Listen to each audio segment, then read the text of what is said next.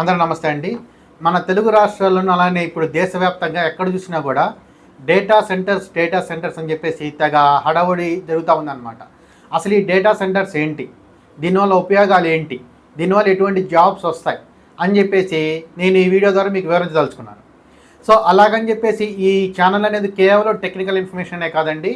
ఈ ఛానల్లో మీకు రకరకాల ఇన్ఫర్మేషన్ అనేది దొరికిద్ది. ఇందులో ఈ టెక్నికల్ ఇన్ఫర్మేషన్ ఒకటనమాట. సో ఇది పూర్తిగా టెక్నికల్ ఇన్ఫర్మేషన్ గురించే ఉద్దేశించినటువంటి యూట్యూబ్ ఛానల్ కాదనమాట. సో ఇప్పుడు మనం అసలు టాపిక్లోకి వెళ్తే, అసలు ఈ డేటా సెంటర్స్ ఏంటండి అంటే డేటాని స్టోర్ చేసుకునే సెంటర్స్. సరే అండి, ఈ డేటా అంటే ఏంటి? డేటా అంటే ఏమీ లేదండి, ఇన్ఫర్మేషన్. డేటా అంటే is nothing but information. So ఇప్పుడు మీరు యూట్యూబ్ చూస్తుంటారు, మీకు అందులో ఇన్ఫర్మేషన్ దొరికింది, లేదంటే వీడియో సాంగ్స్, ఆడియో సాంగ్స్ దొరుకుతూ ఉంటాయి, లేకపోతే రకరకాల సబ్జెక్ట్స్ సంబంధించినటువంటి ఇన్ఫర్మేషన్ దొరుకుతూ ఉండిద్ది. ఏ ఫార్మాట్లో దొరికింది మీకు? వీడియో ఫార్మాట్లో. అంటే అది ఆ ఛానల్కి సంబంధించినటువంటి ఇన్ఫర్మేషన్. ఇప్పుడు నేను ఒక వీడియో చేస్తున్నాను, సో ఈ వీడియో నేను మీకు అప్లోడ్ చేస్తాను. ఇదేంటి? ఇది నా ఛానల్లో నేను చెప్తున్నటువంటి ఇన్ఫర్మేషన్. సో మీకు ఫైనల్గా యూట్యూబ్ ద్వారా ఏమొస్తుందండి? Information is nothing but data. అలాగనే మీరు Amazon.in కానీ, Flipkart.com కానీ, లేకపోతే Myntra.com కానీ ఓపెన్ చేశారనుకోండి, మీరు ఇప్పుడు జీన్స్ అని సెర్చ్ చేశారనుకోండి, మీకు రకరకాల ఇమేజెస్ కనబడతాయి. ఏంటది? ఆ పర్టికులర్ కంపెనీ అమ్ముతున్నటువంటి జీన్స్. అవన్నీ కూడా వాళ్ళు ఫోటోలు తీసి ఆ మింత్రాలో కావచ్చు, లేకపోతే అమెజాన్లో కావచ్చు, ఫ్లిప్కార్ట్లో కావచ్చు అప్లోడ్ చేస్తూ ఉంటారు. అవన్నీ కూడా ఏంటిది? ఇన్ఫర్మేషన్. ఆ ప్రోడక్ట్ సంబంధించినటువంటి information, nothing but data. Okay. అలాగనే మీరు గూగుల్ ఏదైనా సెర్చ్ చేస్తే మీకు వికీపీడియాలో కానీ ఇట్లాంటి ఇన్ఫర్మేషన్ వచ్చింది. ఏముంటాయి అందులో? టెక్స్ట్ ఉండిద్ది. కోర్స్ వికీపీడియాలో కొంచెం ఇమేజెస్ కూడా ఉంటాయి. సో అలాగే మీరు కుకు ఎఫ్ఎం కానీ ఇట్లాంటివన్నీ వింటున్నారు అనుకోండి, ఏముంటుంది మీకు అందులో? ఆడియో ఫార్మాట్లో ఉన్నటువంటి ఇన్ఫర్మేషన్. సో మీకు ఇంటర్నెట్లో దొరికేదంతా కూడాను ఇన్ఫర్మేషన్. అది వీడియో ఫార్మాట్లో కావచ్చు, ఆడియో ఫార్మాట్ కావచ్చు, టెక్స్ట్ ఫార్మాట్ కావచ్చు, ఇమేజ్ ఫార్మాట్ కావచ్చు. ఇంటర్నెట్లో మీకు దొరికేది ఏంటండి? ఇన్ఫర్మేషన్. అదా information is nothing but data. అందుకనే మనకి మొబైల్ కంపెనీస్ కూడా డేటా ప్లాన్స్ ఇస్తామని చెప్తూ ఉంటారు అనమాట.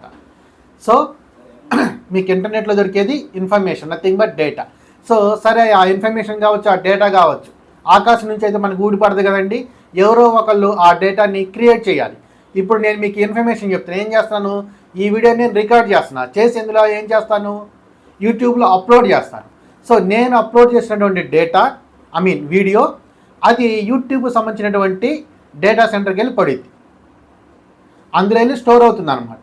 సో ఇలాగనే ప్రతి ఒక్కళ్ళు అప్లోడ్ చేసేటటువంటి వీడియోలు కావచ్చు, ఆడియోలు కావచ్చు, టెక్స్ట్ కావచ్చు, ఇమేజ్లు కావచ్చు, ఇవన్నీ ఏవైనా సరే ఇంటర్నెట్కి సంబంధించినటువంటి ప్రతిదీ కూడాను వెళ్ళి ఆ డేటా స్టోరేజ్లోనే స్టోర్ అవుతాయి. అందులో నుంచే మనకి డేటా అనేది వస్తుంది.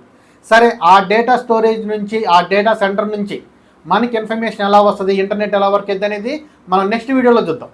ఇప్పుడు అసలు ఈ డేటా సెంటర్లో ఏముంటాయి సో అనేది మనం ఒకసారి చూద్దాం.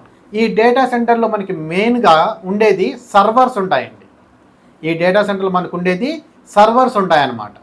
సో అలాగనే మన కంప్యూటర్లో ఉండే ప్రతి పార్ట్ కూడాను ఇందులో ఉండిద్ది. అంటే డిస్ప్లే ఒకటే ఉండదు, కానీ మిగిలినంతా ఇప్పుడు మనకి సిపియూ ఉండిద్ది కదా, ర్యామ్ ఉండిద్ది, అందులో హార్డ్ డిస్క్ ఉండిద్ది, అలాగనే ప్రాసెసర్ ఉండిద్ది, ర్యామ్ ఉండిద్ది, ఇలా రకరకాలు ఉంటాయి. అలాగనే ఈ సర్వర్స్ లోపల కూడా ఇవన్నీ ఉంటాయి అన్నమాట. సో మెయిన్గా ఈ సర్వర్ లోపల ఉండేది ఏంటంటే స్టోరేజ్ డివైస్. అది హెచ్డీస్ కావచ్చు, లేకపోతే ఎస్ఎస్డీస్ కావచ్చు, హార్డ్ డిస్క్లు అయినా సరే, లేకపోతే ఎస్ఎస్డీ. ఇప్పుడు కొత్తగా ఎస్ఎస్డీస్ అని చెప్పేసి వచ్చారనమాట, అందులో స్టోర్ చేసుకుంటున్నారు. సో ప్రతి సర్వర్లో కూడా మనకి హ్యూజ్ అమౌంట్ ఆఫ్ ఎస్ఎస్డీస్ ఉంటాయి, చాలా ఎక్కువ మెమరీ పవర్ని ఇవి కలిగి ఉంటాయి అన్నమాట. ఇప్పుడు మీరు ఏదైనా మూవీ డౌన్లోడ్ చేసుకున్నా, లేకపోతే మీ ఫ్రెండ్ దగ్గర నుంచి తీసుకున్నా సరే, మీ సిస్టంలో కాపీ చేసుకుంటారు. కాపీ చేసుకున్నది ఎక్కడ స్టోర్ అవుతుంది?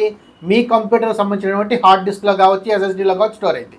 అలాగనే ఇప్పుడు ఎవరైనా సరే వీడియోలు కావచ్చు, ఇమేజెస్ కావచ్చు, ఆడియోస్ కావచ్చు, ఎవరైతే అప్లోడ్ చేసినా కానీ అది ఆ డేటా సెంటర్లో ఉన్నటువంటి పర్టికులర్ సర్వర్లో ఈ మెమరీ స్టోరేజ్ యూనిట్లో స్టోర్ అవుతుంది అనమాట. అదే ఎస్ఎస్డీస్ కావచ్చు, హెచ్డీస్ కావచ్చు, అంటే హార్డ్ డిస్క్లు కావచ్చు, ఇందులో స్టోర్ అవుతుంది.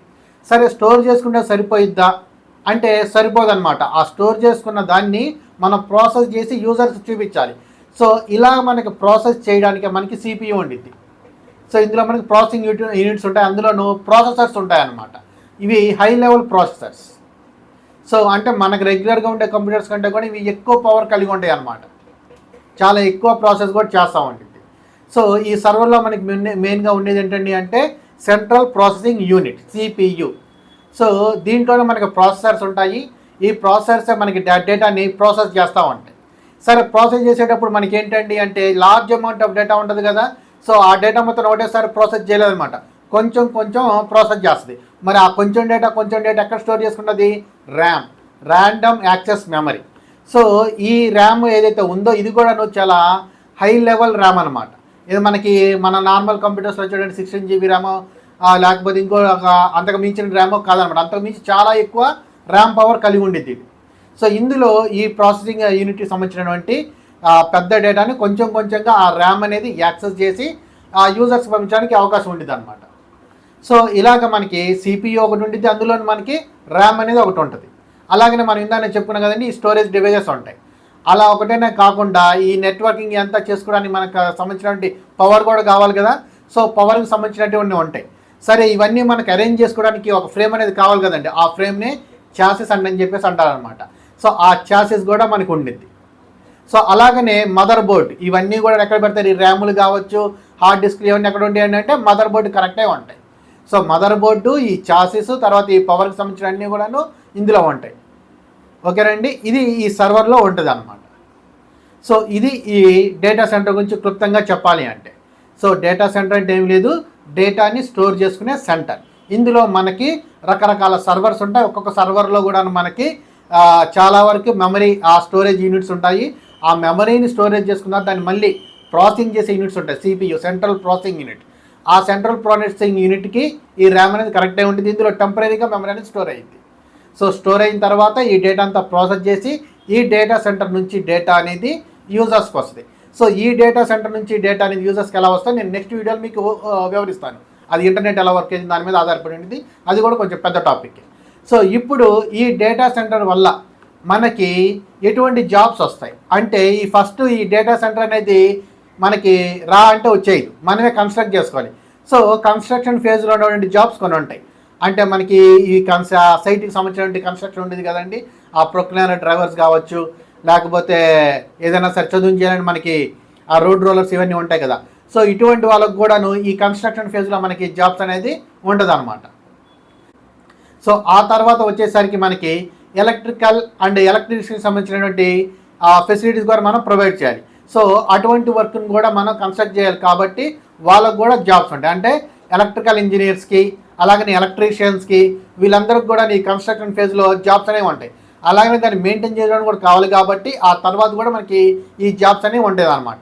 ఇప్పుడు ఈ డేటా సెంటర్ అంతా రెడీ అయిపోయింది. రెడీ అయిపోయిన తర్వాత మనకి ఎటువంటి జాబ్స్ ఉంటాయండి అంటే data centre technician.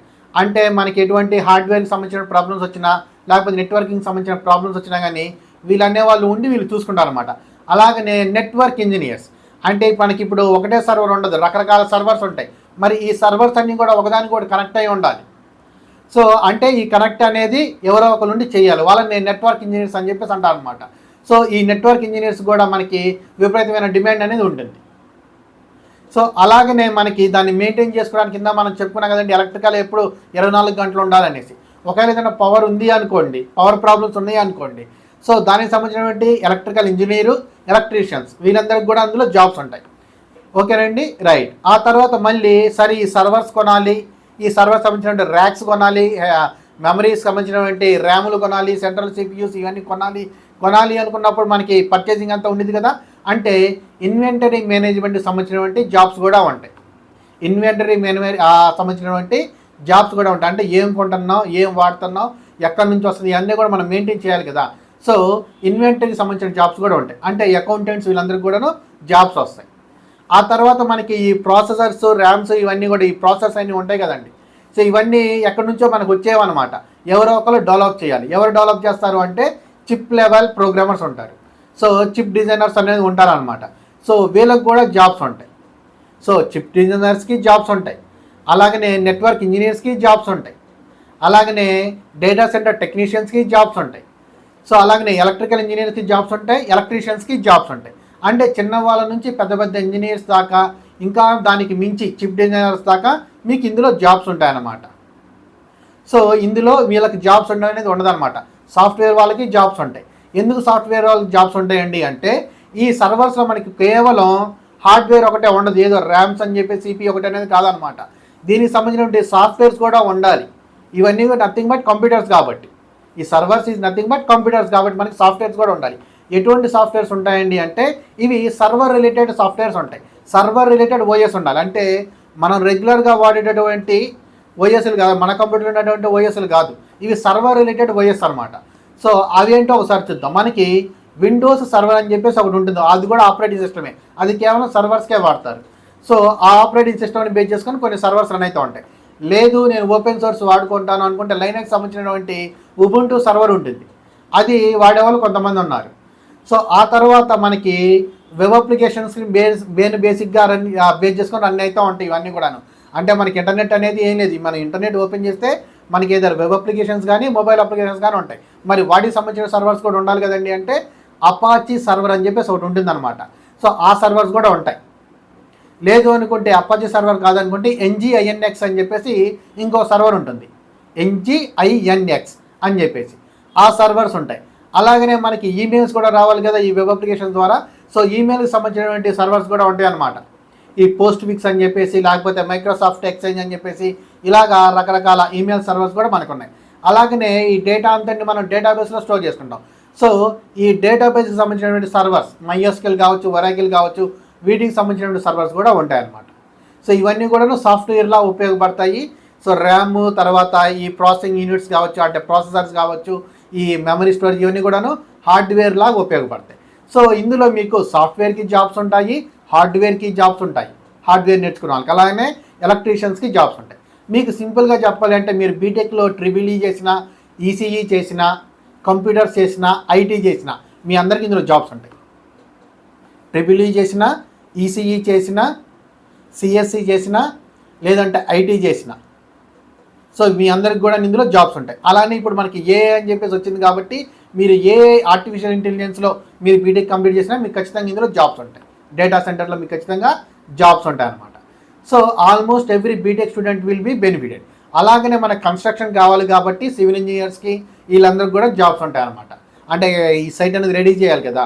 So civil engineers కూడా ఇందులో జాబ్స్ ఉంటాయి, కన్స్ట్రక్షన్ ఫేజ్లో జాబ్స్ ఉంటాయి. సో అది దీనివల్ల ఉపయోగం.